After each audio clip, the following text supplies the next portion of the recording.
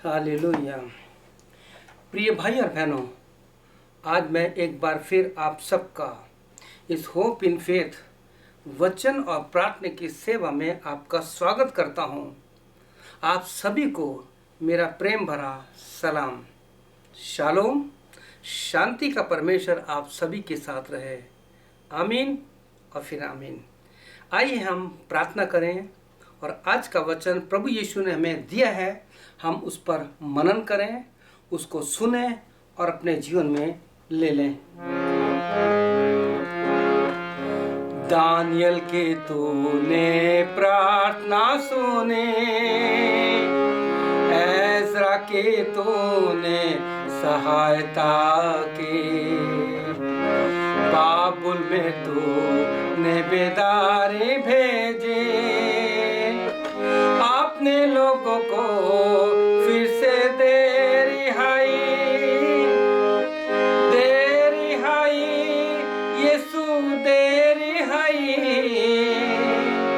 अपने लोगों को फिर से दे रिहाई, बाबुल में तूने बेदारी भेजी, अपने लोगों को फिर से दे रिहाई। धन्यवाद मेरे यीशु, धन्यवाद हम सब विश्वासियों के यीशु, हमारे यीशु। प्रभु यीशु, आज हम आपके चरणों पर एक बार फिर आपके वो वचन को जो हमारे जीवन में एक नया काम करना चाहता है, क्योंकि प्रभु यीशु हम रोज प्रतिदिन तेरा वचन सुन रहे हैं, लेकिन हम चाहते हैं कि जैसे पिछले दिन हमने वचन तेरे पवित्र शास्त्र बाइबल से याकूब 1:25 को सुना था कि हम लोग इसलिए आशीष नहीं पाते क्योंकि हम सुनकर भूल जाते हैं, लेकिन वो व्यक्ति शायद आशीष इसलिए पाता है क्योंकि वो वचन सुनकर भूलता नहीं है और जैसा वो करने को कहता है, जैसा यीशु ने कहा है, वैसा हम करते हैं और हम प्रभावशाली होते हैं और हमारे काम सफल होते हैं। यीशु, आज फिर से मैं आपके पास आया हूँ अपने प्रिय जनों के साथ तेरे वचन को सुनने के लिए। तूने दानियल की प्रार्थना सुनी है, एज़रा की सहायता की। प्रभु यीशु मसीह, तेरे वचन में जितने लोग तुझ तेरे पास आए, तूने उन सब की सहायता की। आज हम फिर एक बार सब लोग, जितने लोग इस वचन को सुनेंगे, जितने लोग इस वचन को देखेंगे, सबसे ज़्यादा सुनने के बाद इस वचन को अपने जीवन में लेंगे। ये हो नहीं सकता कि प्रभु यीशु आज ये वचन उनके जीवन में, उनके परिवार में, उनके कंट्री में, उनके शहर में काम ना करे। 100% काम करेगा। प्रभु, ये पवित्र आत्मा मेरी सहायता कर, हमारी सहायता कर, तेरे वचन को सुनने, समझने और अपने आप को सुधारने में हमारी सहायता कर। प्रार्थना यीशु के नाम से, आमीन। प्रिय भाइयों बहनों, आज का धन्यवाद कि आपके साथ मैं फिर परमेश्वर के उस वचन को जो जीवन देता है, जिससे हमें आशीष मिलती है, आपके साथ मैं बांटने के लिए आया हूं। प्रिय भाई बहनों, इससे पहले कि मैं आज का वचन आपके साथ शेयर करूं, मैं बाइबल से स्क्रिप्चर रीडिंग जो है, बाइबल का जो वचन है, वो आपके लिए मैं पढ़ना चाहता हूं। आज का वचन जो मैंने आपके लिए लिया है वो है प्रेरितों के काम, उसका 3 अध्याय, उसका 1 से लेके और 3 वचन तक मैं आपके लिए पढ़ना चाहता हूं। और इस वचन को आप अपने जीवन में बार बार पढ़िए कि प्रभु आपसे क्या कहना चाहता है, प्रभु यीशु आपसे क्या कहना चाहता है, प्रभु यीशु जो वचन है, प्रभु यीशु जो पवित्र आत्मा है, वो आपसे क्या कहना चाहता है और आपके जीवन से क्या चाहता है, क्या कहना चाहता है, और प्रभु यीशु मसीह आपके जीवन से क्या चाहता है इन अंतिम दिनों में। तो मैं इस वचन को पढ़ता हूँ। Acts of the apostles chapter 13 1-3। यहाँ लिखा है, अंताकिया की कलीसिया में कितने भविष्यवक्ता और उपदेशक थे, अर्थात बरनबास और शमौन जो नीगर कहलाता है, और लूकियुस कुरेनी, और देश की चौथाई का राजा हेरोदस का दूधा भाई मनाहेम और शाऊल, जब वे उपवास सहित प्रभु की उपासना कर रहे थे, यानी प्रार्थना कर रहे थे, तो पवित्र आत्मा ने कहा, सुनिए, पवित्र आत्मा ने कहा, पवित्र आत्मा आपसे कुछ कह रहा है। ध्यान दीजिए, जिसके सुनने के कान हो सुन ले। आत्मा परिवार से क्या कह रहा है, आत्मा आपसे क्या कह रहा है, आत्मा कलीसिया से क्या कह रहा है। प्रभु यीशु मसीह ने लूका 8:8 में बड़ी जोरों से ऊंची आवाज से कहा, जिसके कान हो सुन ले। और वही पवित्र आत्मा जो यीशु मसीह है वो कहा, तो पवित्र आत्मा ने कहा मेरे निमित्त, ध्यान दीजिए, मेरे निमित्त बरनबास और शाऊल को उस काम के लिए अलग करो जिसके लिए मैंने उन्हें बुलाया। उस काम के लिए अलग करो जिसके लिए परमेश्वर ने उन्हें बुलाया है, आपको बुलाया है। परमेश्वर आपको कुछ विशेष काम के लिए अलग करना चाहता है। 13 वर्ष, तब उन्होंने उपवास और प्रार्थना करके उन पर हाथ रखे और उन्हें विदा किया। प्रभु आपको आशीष दे और परमेश्वर इस वचन पर आशीष दे कि इस वचन के द्वारा हम बहुत आशीष पाए। जो आशीष आज परमेश्वर आपको और हमें देना चाहता है, मुझे बहुत आशीष दी इस वचन के द्वारा। आज का जो विषय है, इस वचन के आधार पर जो परमेश्वर की आत्मा ने दिया वो है, आर यू रेडी? क्या आप तैयार हैं? पवित्र आत्मा आपको, हमको, हम सबको किसी विशेष कार्य के लिए अलग करना चाहता है। आपने देखा पिछले करीब 2 सालों से इस दुनिया में क्या हो रहा है। आप जिस देश में रहते हैं, जिस शहर में रहते हैं, क्या हो रहा है। ये सब कुछ बर्बादी की ओर संसार बढ़ रहा है। ऐसे में जबकि दुनिया में लोग बिना आशा के, बिना उद्धार के लोग मर रहे हैं, ऐसे में परमेश्वर का पवित्र आत्मा आपको किसी विशेष कार्य के लिए अलग करना चाहता है। जैसे परमेश्वर ने बरनबास और शाऊल को अलग किया। प्रभु यीशु मसीह आज आपको, वो पवित्र आत्मा आपको किसी विशेष कार्य के लिए अलग करना चाहता है। क्या आप तैयार हैं? क्या हम पवित्र आत्मा की आज्ञा का पालन करने के लिए तैयार हैं? जो पवित्र आत्मा कहता है, क्योंकि इब्रानियों में लिखा है 3 अध्याय में कि सो जब पवित्र आत्मा तुमसे कहता है तो अपने मनों को कठोर मत करना। जब पवित्र आत्मा से कह रहा है, इस मिट्टी के बर्तन से पवित्र आत्मा आपसे कुछ कह रहा है। हमारा परमेश्वर किस बात या काम के लिए हमें अलग करना चाहता है, यह विषय हम प्रभु यीशु मसीह की उपस्थिति में प्रार्थना में किस प्रकार से आए। प्रभु पवित्र आत्मा आपको ये तय कहना चाहता है। हमें प्रभु यीशु की उपस्थिति में प्रार्थना में आना है, और कैसे आना है ये आप अच्छी तरह से जानते हैं। प्रिय भाई, जैसे शरीर में, हमारे शरीर में अलग अलग अंग हैं और हर एक अंग का अपना एक काम है। इसी प्रकार से हमारी कलीसिया है। पौलुस ने भी कलीसिया में शरीर को लेकर के बहुत अच्छी बताया है कि जैसे शरीर में एक हर प्रकार के अंग हैं और हर एक का अलग अलग काम है, और इसी प्रकार से कलीसिया में भी अलग अलग काम बांटे गए हैं। परंतु एक काम ऐसा है जिसे सब कर सकते हैं, क्योंकि कलीसिया में बहुत से ऐसे काम हैं सब नहीं कर सकते। सब प्रभु के सेवक बन के सामने खड़े होकर प्रवचन नहीं कर सकते। सब लोग एडमिनिस्ट्रेशन का काम नहीं कर सकते, प्रशासकीय कार्य जिसे कहते हैं, और अलग अलग काम कलीसिया में सब नहीं कर सकते। लेकिन एक काम ऐसा है जो सब कर सकते हैं। प्रिय भाई बहनों, हमने पवित्र आत्मा के द्वारा ये वचन पढ़ा जो प्रेरितों हमने 13 में पढ़ा, क्योंकि एक काम जो प्रभु यीशु मसीह ने, जिसको मैंने अपने अनुभव से कई बार बताया है, हो सकता है कि पवित्र आत्मा ने बताया, तो मैं इसके द्वारा कैसे हम सेवा कर सकते हैं उसके बारे में थोड़ा सा आपको बताऊंगा। परमेश्वर के वचन में एक काम ऐसा है जो सब कर सकता है, छोटा बड़ा, बूढ़े बड़े सब कर सकते हैं, जिस पर कोई बंधन नहीं है। परंतु शर्त यह है, इसके लिए कंडीशन है, यदि हम पवित्र आत्मा की बात माने तो हो सकता है। प्रेरितों ने उन बातों को माना, और जब पवित्र आत्मा ने कहा, उनको हाथ रख करके उनको विदा किया। वचन कहता है, यानी जो हमने वचन पढ़ा है उसका जो निचोड़ है, उसका जो एसेंस है, खुशबू जो है वो प्रेरित तो 13:2 में लिखा है, पवित्र आत्मा ने कहा मेरे निमित्त बरनबास और शाऊल को उस काम के लिए अलग करो जिसके लिए मैंने उन्हें बुलाया है। आज की जरूरत क्या है? आज पूरे संसार की जरूरत क्या है?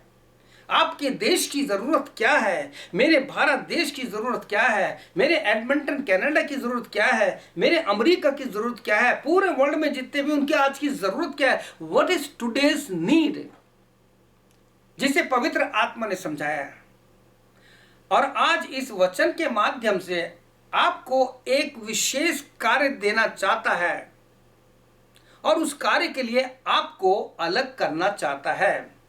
प्रिय भाई बहन, आप समझ गए होंगे कि वो कार्य क्या है। समझ गए क्योंकि हम बहुत समझदार हैं, हमें पता लगता है कि इस समय किस चीज की जरूरत है। जानते हो विशेष कार्य क्या है? वो कार्य है प्रार्थना या प्रेयर। प्रार्थना जो है या प्रेयर कि ये एक ऐसी महान सेवा है जो हम सब लोग कर सकते हैं।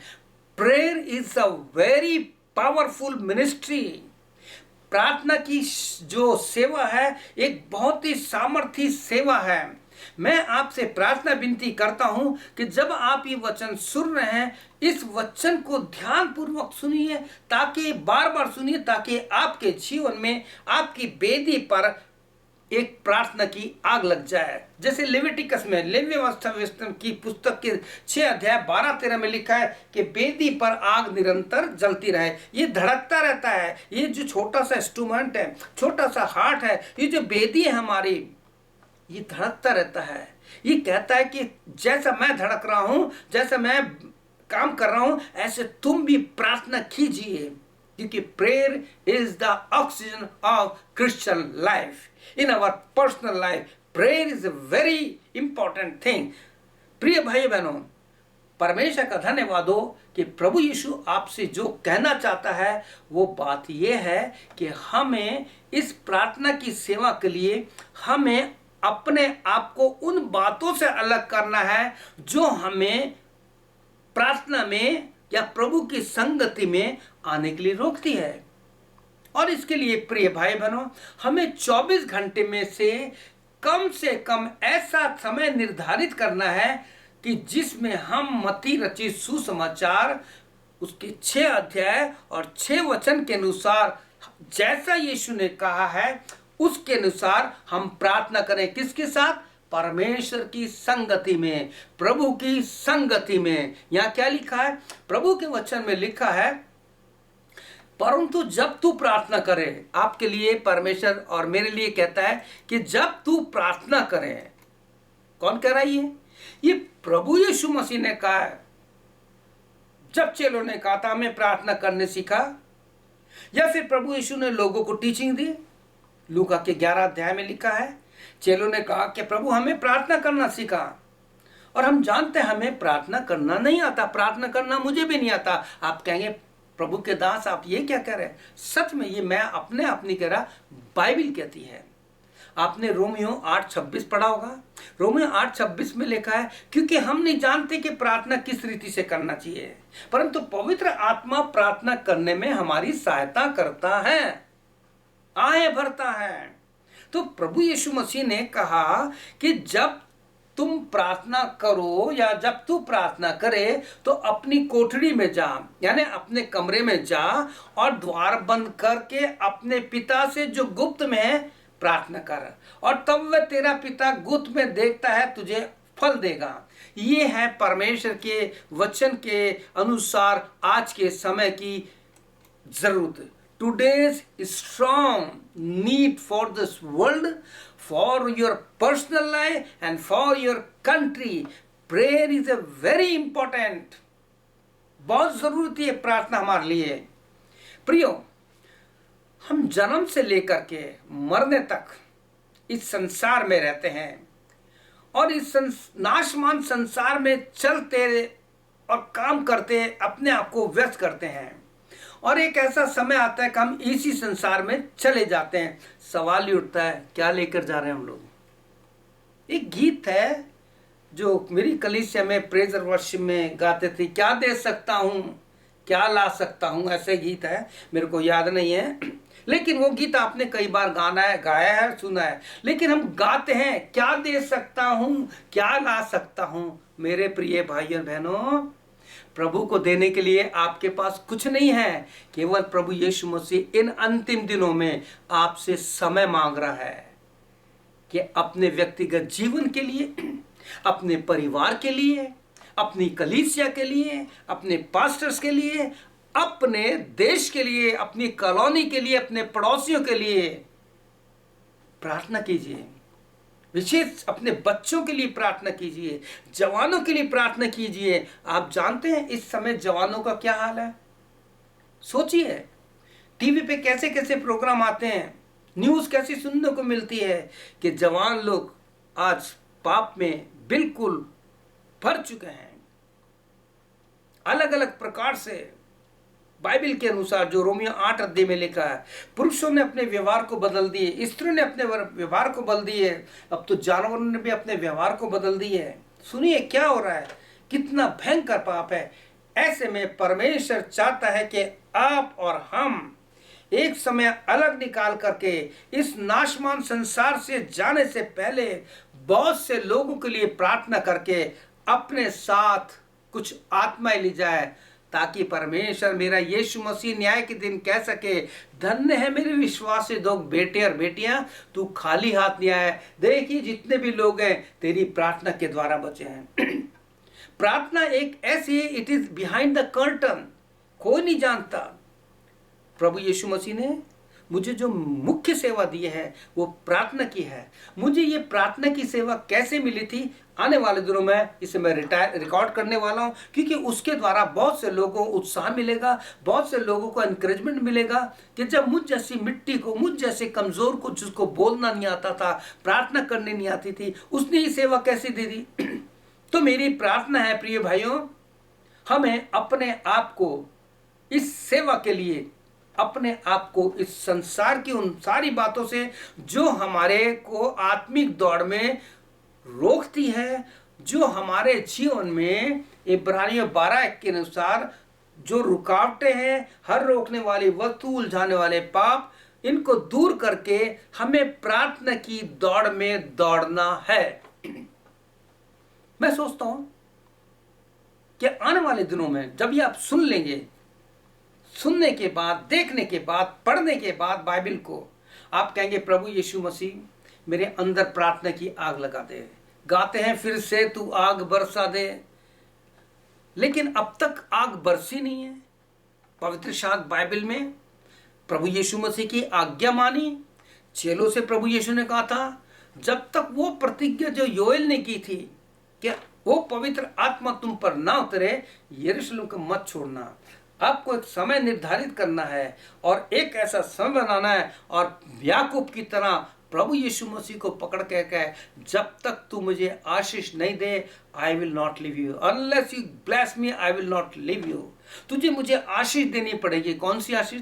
धन दौलत नौकरी तो मिलती है परमेश्वर के बच्चों को, क्योंकि यीशु ने साफ कहा, पहले तुम धर्म के राज की खोज करो तो ये सारी चीजें मिल जाएंगी तुम्हें। तो प्रिय भाई बहनों, मैं आपको बताना चाहता हूँ, जब हम परमेश्वर प्रभु यीशु के लिए कुछ करते हैं तो वो सारी बात कर देता है। तो आपको क्या कहना है? प्रभु मुझे प्रार्थना की सेवा दे, मेरे अंदर प्रार्थना की आग लगा, जैसे चेलों को पेंतेकुस्त के दिन तेरी पवित्र आत्मा की जलती हुई जुबान उनको फटी, और ठीक इसी प्रकार से तेरे वचन में लिखा है इब्रानियों 12:29 में, you are a consuming fire, तू भस्म करने वाली आगे। Let your consuming fire come upon me lord and consume all this worldly things, संसार की सारी बातें मेरे जीवन से जला दे और मेरी वेदी में प्रार्थना की आग लगा दे। आमीन, प्रेज द लॉर्ड, प्रभु की महिमा हो, प्रेज जीसस। तो यीशु भी अपने आप में, अगर हम देखते हैं प्रार्थना में, तो यीशु भी अपनी इस प्रार्थना में, जब उसने मत्ती 6:6 के अनुसार कहा, तो हम यीशु मसीह के जीवन में देखते हैं, तो यीशु भी अपने चेलों से इस एकांत की प्रार्थना के लिए कई बार अलग अलग स्थानों पर जाता था। आप पढ़िए चारों सुसमाचार। मैं आपको बार बार कहता हूं अपने हर ज्यादा से ज्यादा संदेशों में कि चारों सुसमाचार पढ़िए, चारों सुसमाचार पढ़िए, क्योंकि ये सुसमाचार ऐसे हैं जो आपको यीशु ने जो कुछ कहा है उसको आपके जीवन में लागू करने के लिए सहायता करेंगे। यीशु ने कहा है तब हमें मानना है। तो प्रिय भाई बहनों, यीशु कई बार अपने चेलों के साथ रहते हुए जब प्रार्थना का समय होता था वो चेलों से अलग चला जाता था। एक सुंदर उदाहरण आपको मैथ्यू 26 चैप्टर में मिलेगा। उसके कुछ एक वर्ष में पढ़ता हूं जो आपको इस बात के लिए बताएंगे कि यीशु मसीह किस प्रकार से इस अंतिम रात को, अंतिम समय में फिर भी अपने चेलों से लोगों के प्रार्थना कर रहा है। प्रभु यीशु मसीह ने चेलों के साथ भोजन किया, गाना गा करके वो गेतसमनी बाग में गए और वहां जाने के बाद अपने चेलों को, 7 चेलों को तो दूर छोड़ दिया, 3 चेलों को अपने साथ लिया और उनसे भी अलग होकर खुद एक आगे जगह पे चला गया, जहां पे इस प्रकार से लिखा मैथ्यू 26 और 36 चैप्टर वर्स में, तब यीशु ने अपने चेलों के साथ गत्समनी नाम स्थान में आया और अपने चेलों से कहने लगा यहीं ठहरो, सुनिए, यहीं ठहरो, यहीं ठहरे रहना जब तक कि मैं वहां जाकर प्रार्थना करूं। अब यीशु मसीह ने अपने चेलों को, पतरस, याकूब, यूहन्ना को यहां छोड़ दिया और उनसे कह रहा यहीं ठहरो, मेरे साथ जागते रहो, प्रार्थना करते रहो। उसके बाद हम पढ़ते हैं इसी अध्याय का 38 वर्ष 38वां वचन, तुम यहीं ठहरे रहो और मेरे साथ जागते रहो। वॉच एंड प्रेयर 40-41 वचन पढ़ेंगे तो वहां यीशु ने कहा है जागते और प्रार्थना करते रहो कि तुम परीक्षा में ना पड़ो। मैं मानता हूं कि श्री प्रिय भाई बहनों, प्रभु यीशु ने आपके लिए और मेरे लिए एक वचन बहुत अच्छा कहा है। वो कहता है आत्मा तो तैयार है लेकिन शरीर दुर्बल है। आप सोचते होंगे यार मैं तो नींद आ रही तो लेट जाऊं, तो लेट के प्रार्थना करना नहीं चाहिए। अगर आपको चाहिए तो यूट्यूब पे जाइए, हाउ टू प्रेयर, मेरा एक संदेश है जिसमें मैंने प्रार्थना के 4-5 तरीके बताए हैं, किस किस अलग तरीके से प्रार्थना करते हैं, वो सब बाइबल में लिखे हैं। बाइबल के एक एक वचन को उठा करके आपको बताया गया है कि आप इस प्रकार से प्रार्थना कर सकते हैं। आप आंख खोल के भी प्रार्थना कर सकते हैं, खड़े होकर भी प्रार्थना कर सकते हैं, लेट के भी प्रार्थना कर सकते हैं, घुटने के बल भी खड़ा प्रार्थना कर सकते हैं, आप दंडवत करके भी प्रार्थना कर सकते हैं। बाइबल में लिखा है ये। तो प्रिय भाई बहनों, यहाँ पे यीशु को देखते हैं, यीशु अपने चेलों से अलग चला गया।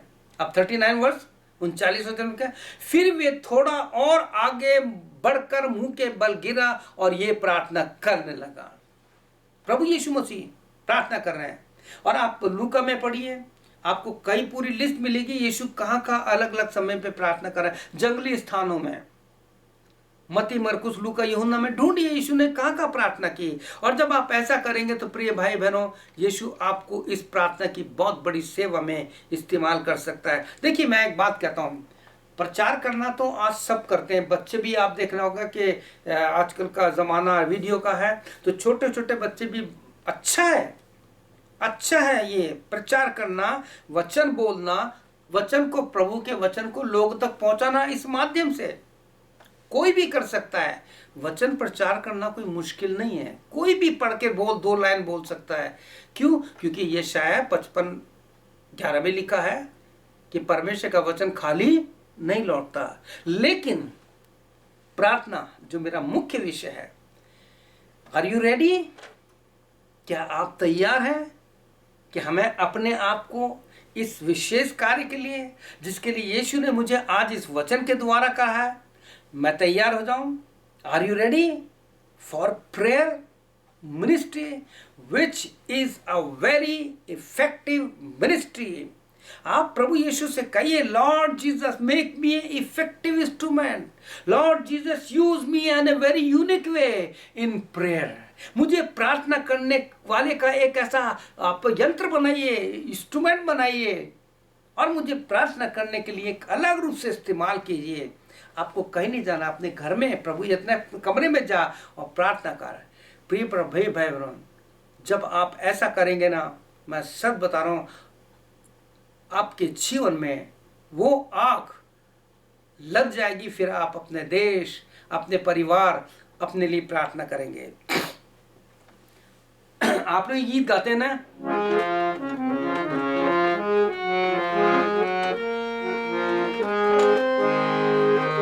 भारतवर्ष बुलाए तुझको, आ बचा मुझको,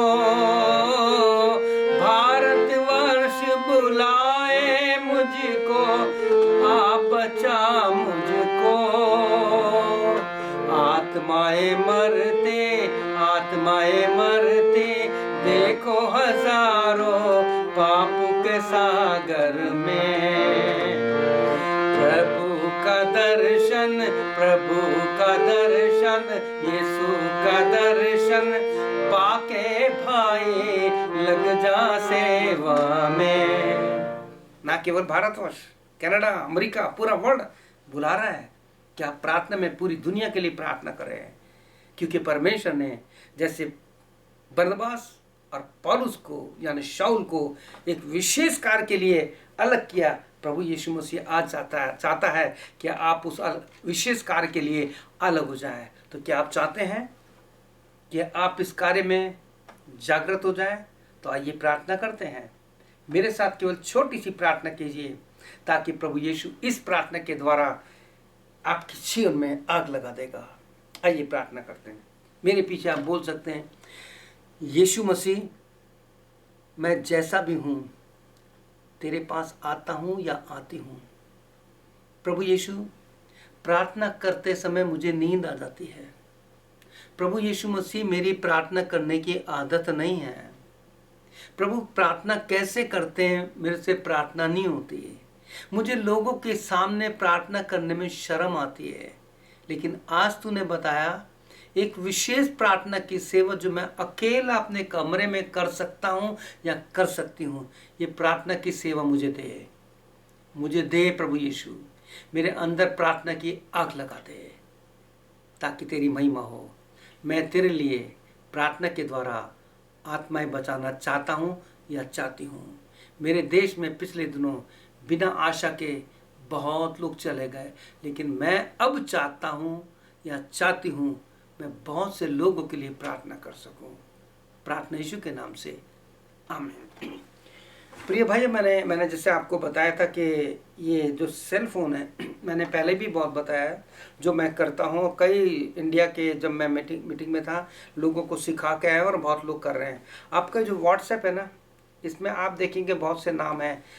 मैं क्या करता हूँ, सुबह उठ करके या जब मैं बस में होता हूँ या प्लेन में होता हूँ या कहीं भी होता हूँ, तो टाइम है तो मैं क्या करता हूँ, बहुत नाम है तो इनको एक एक को चेंज करता जाता हूँ।